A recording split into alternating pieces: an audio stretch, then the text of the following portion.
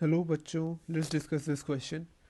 Question कहता है कि अ diode valve is connected to a battery and a load resistance.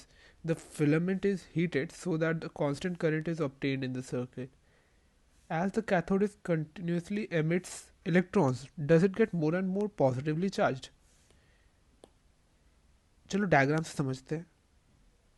ये सपोज एक वाल्व है और इसको हमने बैटरी से कनेक्ट कर दिया है, और क्वेश्चन में जैसे कि लिखा है, हम इस पार्ट को जो कि इलेक्ट्रॉन एमिट करने वाला है, इसको हम हीट कर रहे हैं।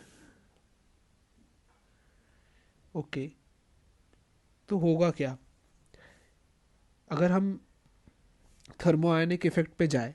तो हमें पता है कि किसी भी इलेक्ट्रॉन एमिटिंग किस्म के सरफेस, जैसे कि जिसको हम कैथोड कहते हैं, उसको हम जब हीट करते हैं तो वो इलेक्ट्रॉन्स एमिट करता है।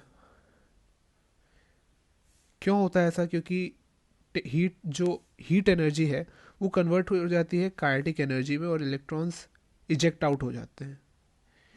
तो इसके कारण हीट इफेक्ट से एक करंट बनती है जिसको हम कहते हैं थर्मोआयनिक करंट।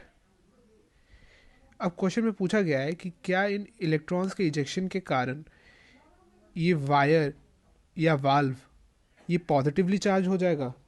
आंसर है नहीं। क्यों? क्योंकि हमने इसके साथ एक बैटरी कनेक्ट कर रखी है।